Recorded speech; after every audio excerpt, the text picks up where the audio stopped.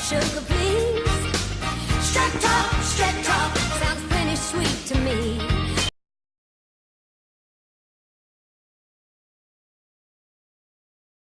Over 400 fans celebrated the 10th anniversary of the film Searching for Bobby Fischer at the ArcLight Cinema in Hollywood. After the movie was shown, there was an in-depth interview with Oscar-winning screenwriter and director Steven Zaillian and Emmy-nominated actor Joe Mantegna, who played the role of father to a 7-year-old chess prodigy. The moderator for this extraordinary event was James Jordan, screenplay consultant and owner of Candid Coverage.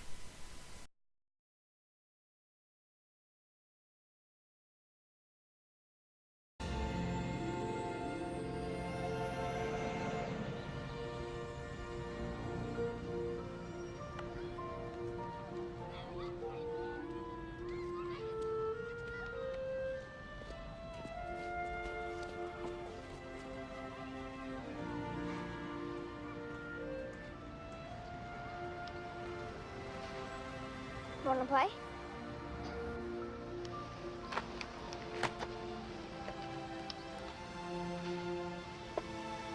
Two minutes.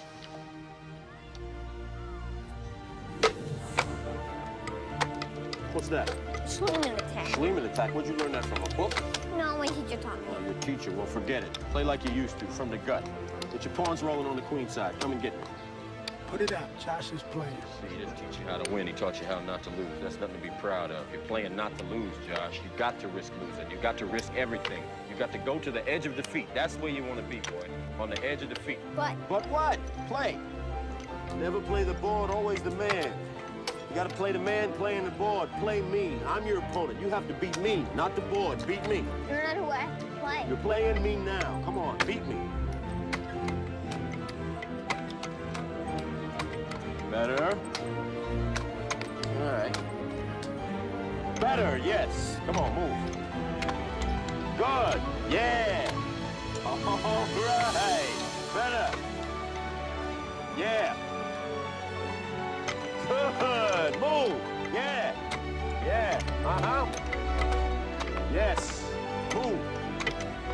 Ooh, yeah. Good. Move. Yeah, that's it. Ooh, good. Yeah. What's that? Mate. Yeah.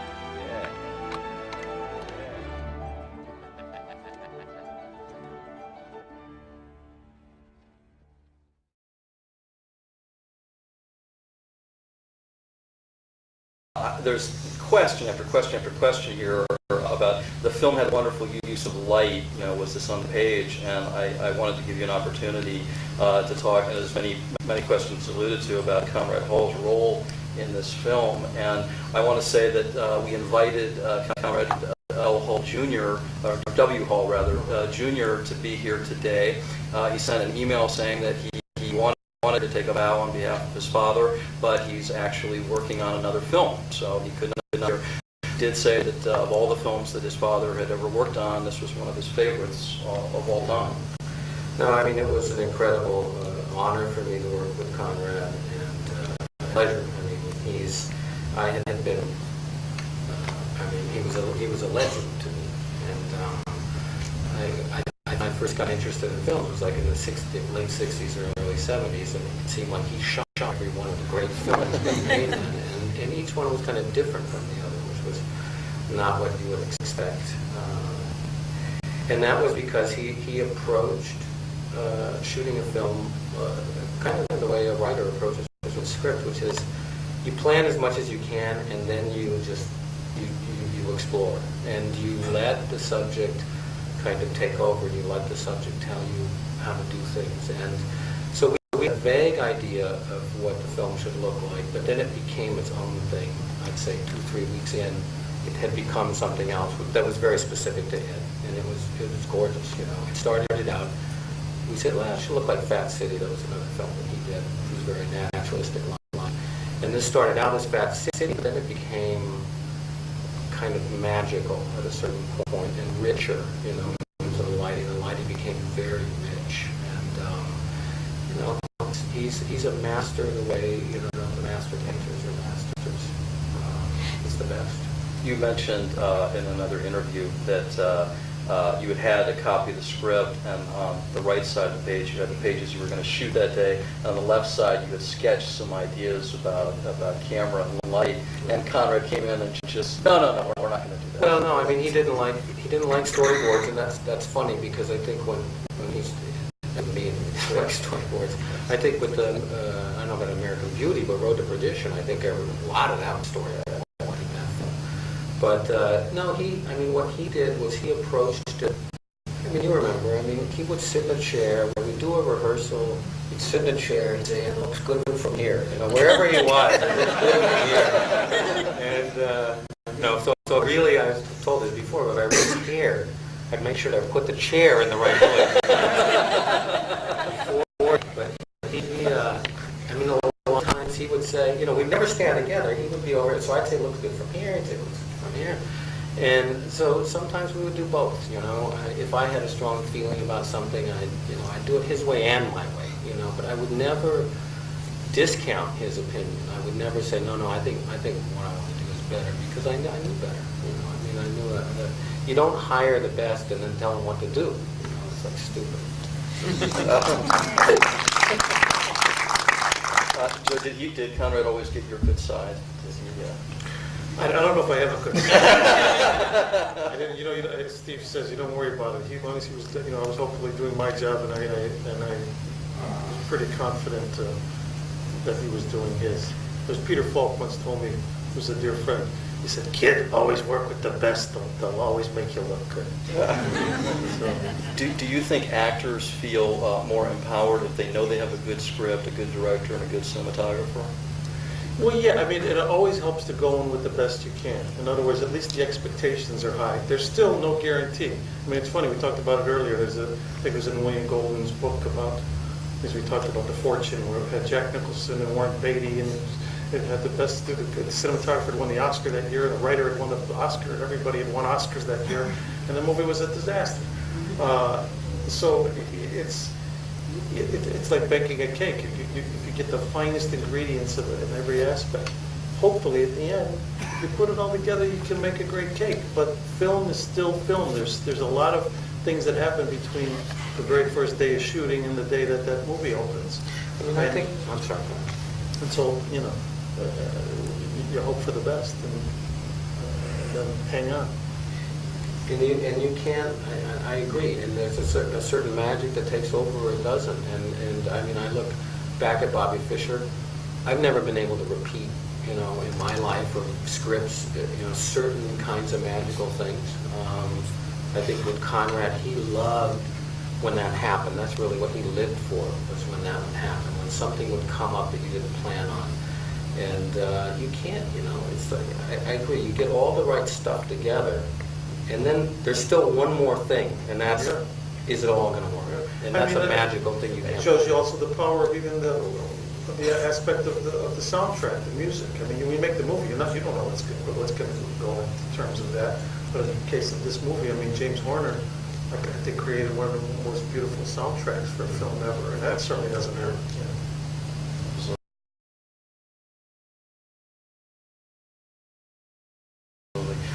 Steven, was it difficult getting all the cast to understand the chess world? No. I don't think that all the cast needed to understand the chess world. They needed to understand just their part in the chess world. Most of the characters were not part of the chess world. The main characters were not. The mother and the father were not part of it. Right. I think that each of the actors did the research that they needed to do to be convincing to do their part. For instance, Larry Fishburne hung out in Washington Square for a couple of weeks and got to know some of the guys and learned enough chess to play convincingly. The kids were all chess players, so they certainly understood their role because they were it. They were kids who played chess and played competitively. And all of these kids did. Joan Allen, she didn't need to know anything about chess and didn't know anything about chess. Ben, I don't know. I think Ben, again, learned as much as he needed to. I don't know about you, Joe. What did you have? No, for me, it was perfect to be an inept kind of... there were moments where literally life imitated art because, between setups, we'd be sitting at the chessboard, and I'd say to Max, and maybe not a lot of people know this, but Max Pomerantz, the actor, was not hired because initially because he was the best actor they could find. He was one of the top 100 chess players among 8-year-olds in the United States. And among those chess players, they found a kid who had this, as it turned out, this wonderful acting ability. But he was really a chess player, so he really was this kid in a way. And sometimes between setups, I'd be sitting there, and the board would be set up, and I'd say, well, okay. Let's give this a spin, you know. And I'd move a pawn, and then he'd move one, and then I'd move another one. And in the meantime, you know, he'd be talking to like his mom or something, he'd be eating a sandwich, and then and I'm concentrating, and then by the third move, it was over. It was like all of a sudden, bing, bing, bing, things are falling, and then you look at me and say checkmate, and I was like, oh, forget about it. But it was kind of, but I loved it. I mean, and I purposely didn't really want to. I mean, I have a knowledge of chess, but I almost didn't want to know any more than I needed to know. Just like what you said, I think it was. I wanted to be as amazed and taken in by the skill of this boy as much as in real life as I was in the film. I think everybody did that too. I think with the kids too. I was very concerned that the kids became movie kids. You know, so I tried to keep the kids away from, you know, not away from the set, but kind of away from, you know, all the good stuff about being, you know, being the center of attention and all that, and tried to make it as natural as possible. But I remember there was one argument actually with somebody on the set when his room was a set. The whole house was a set built in Toronto, and it's a mess. I mean, that's the way the room was supposed to look, was as a mess. And he went in there and he started playing in the room, and somebody like kicked him out, and like the second AD or something kicked him out. And I said, what are you doing? It's his room. I mean, I want him to feel comfortable to go into his room and hang out. I don't want him hanging out with you like down by the camera, you know, learning about filmmaking and stuff. He wants to go play a game. And he said, yeah, but it's a hot set. A hot set means we shot in there, and we have to go back there to shoot later in the afternoon, and something's going to get moved around, and then it's not going to look the same. It's not going to match. And it's like, it was ridiculous, because the room was a complete mess. There was no way you could like move, you know, a toy and have anybody notice. So.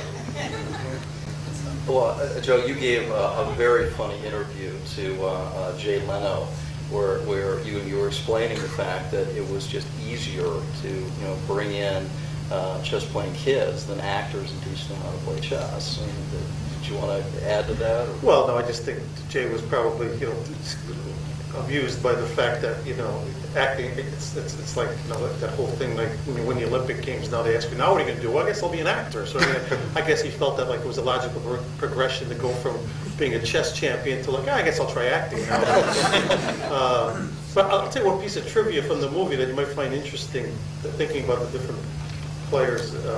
In the scene, if you recall, there was a scene somewhere past the middle of the film where I made the decision that all of this kind of parental pressure I've been putting on him to study with Bruce Pandolfini is probably not good. And I take him back to the park, and I turned him over to Lawrence Fishburne, and I basically say, you know, he's yours, you know, do your teaching.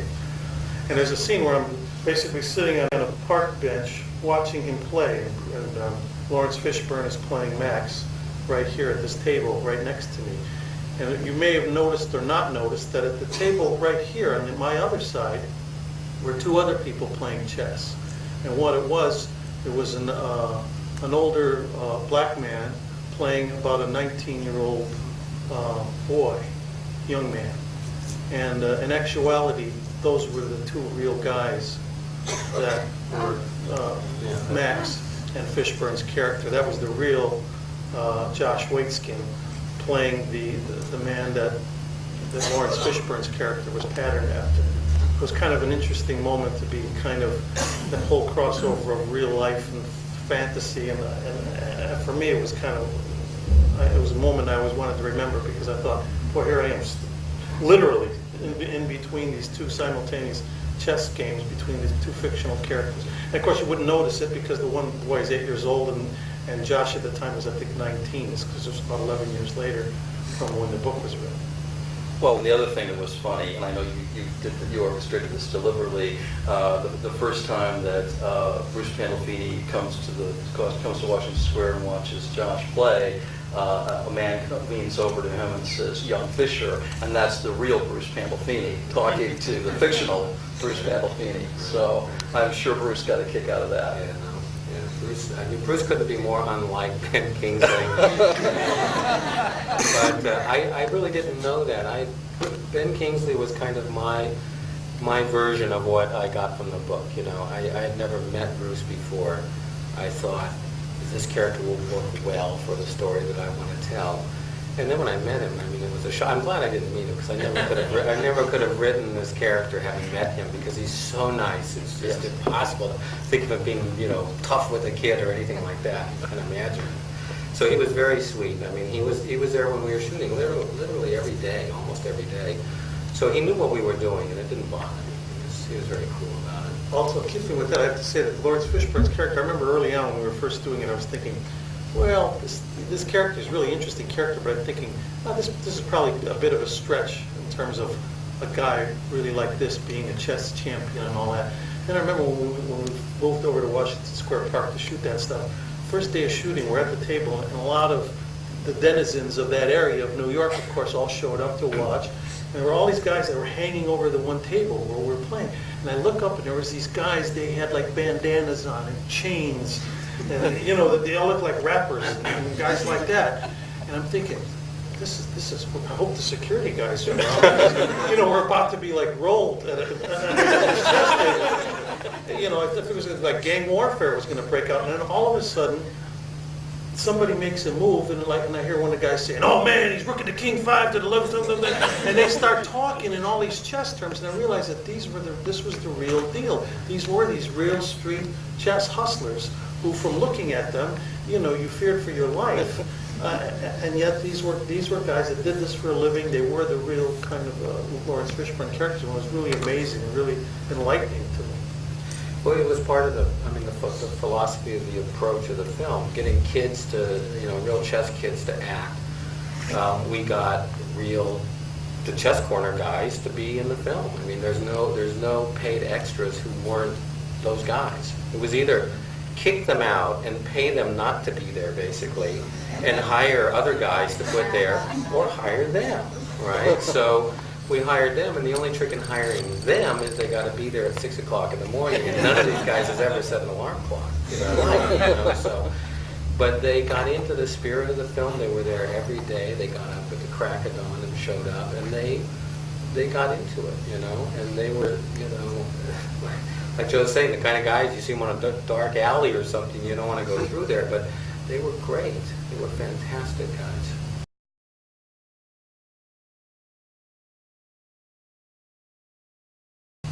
Joe, with so many writers in the audience, what advice could you give them about creating scripts that actors like yourself would want to take the roles? Wow, that's a $64,000 question. All I can say is, you know, as I would as an actor, I would just assume a writer would do the same. Just write where your heart takes you. If you love it, you know, you do it. If you have a gift for it and you have to do it. I mean, I act because I discovered it in high school that this is something I enjoyed doing more than anything else I ever did. And I still, you know, many years later, still enjoy doing it. I feel very blessed and fortunate. As a writer, if you feel that motivation that you have to sit down and you have to put this stuff on paper and you love it and you feel you have to do it, you know, hopefully that, you know, there's no secret, there's no magic. As Steve said earlier, there's no magic formula. I don't know what that is, but hopefully if your heart is pure and your skill is well, it will translate, and people will read it and enjoy reading it and wanting to do it as much as you enjoy putting it on the page.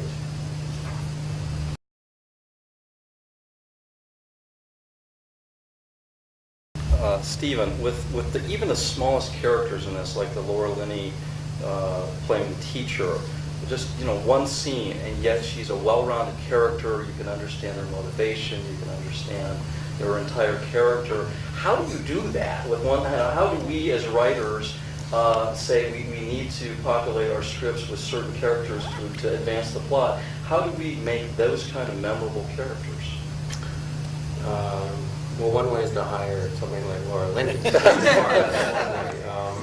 I mean, that's probably one of the longest scenes in the script. I mean, like a lot of my scripts, scenes are short, usually like a half a page or something. This was a 3 or 4 page scene, so it was a scene that developed. It actually had, more going on in it than most scenes. So that's the answer, one of the answers to your question. She had something to do. I mean, there was a beginning, a middle, and an end to that scene. A lot of scenes have, only part of that. You can get away with part of it if you have the same character in more than one, because then you kind of have you have more to play with. But honestly, getting somebody who is, a great actor to play a small role is vital. I mean, I don't know what the answer is to it in terms of the writing of it, but I do know that if I'm ever casting another movie, I'll make sure I get the absolute best actors I can for every role, whether it's one line or the star. I always go for the actor, not for the what they're going to bring, some popcorn or something. Yeah. I think that they're Laura. I mean, all those people, and again, it's a tribute to Scott Rudin, who was able to spend the money on bringing these on these people. It wasn't like they were making a lot of money. It's just we had to fly them to Toronto, which cost more than hiring somebody in Toronto. So you had to pay for the airfare and the hotel. And he did that. And he had, I guess, enough of a reputation, and people were probably doing him favors by being in the film. Maybe Tony Shalhoub wanted to be in another Scott Rudin film. I don't know what the motivation was. There's not a lot of glory in playing a part that has one line, and you've got a beard, and nobody knows who you are. So I don't know what the motivation was with somebody like Tony, but I do know that scene works because he's in it.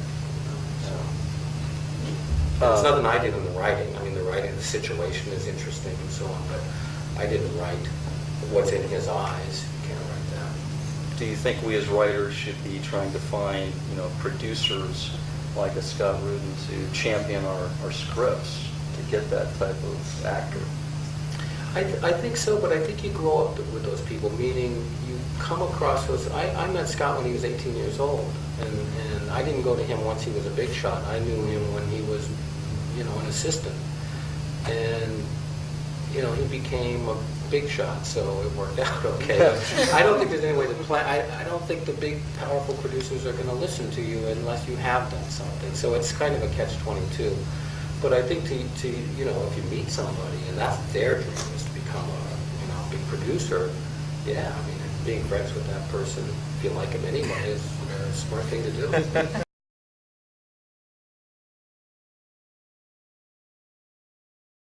What was the most challenging aspect of making the film as a first-time director? I mean, I had, honestly, my biggest fear was working with actors.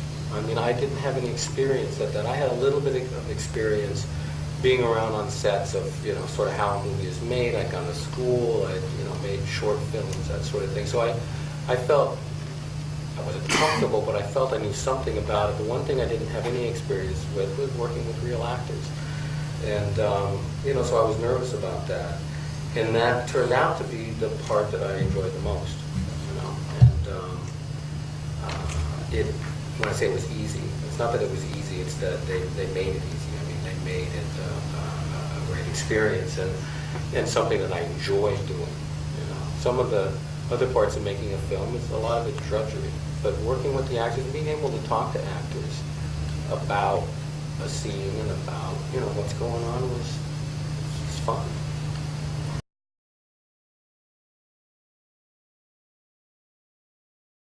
Is Josh falling behind in his schoolwork? He is, but I'm more concerned about other things, like his friendships. There's a problem there? There could be. Well, is there or isn't there? Mr. Waitskin, I'm sure he's very good at this chess thing, but that isn't really the issue. Chess thing? I'm sorry. Chess thing. I'm sure he's very good at it, but it worries me. If I could make an analogy. Just- If it was like, say, I don't know, cards. Pinochle. Pinochle. For instance. Pinochle. Fred. Bonnie, she's comparing chess to pinochle. What am I supposed to say to that? She's trying to make a point. Maybe we should listen. Vinny thinks he's spending too much time at it, too. Vinny? Vinny's a drug addict. I'm supposed to listen to his opinion, too? I'm sorry, but your analogy is a very bad one. If you want to make a comparison to something, compare it to something that makes sense. Compare it to math or music or art, because otherwise it belittles him and it and me. No, I don't mean to belittle you at Oh, all. but you are. You are. Even in the way you're looking at me. Mr. Waitskin, I think perhaps... You want to know how good he is? I'll tell you how good he is. He is better at this than I have ever been at anything in my life. He is better at this than you'll ever be at anything. My son has a gift. He has a gift, and once you acknowledge that, then maybe we'll have something to talk about. I'm James Jordan. Hope you enjoyed this video. For links to other videos and lots of free articles about screenwriting, please visit candidcoverage.com. Thank you for watching.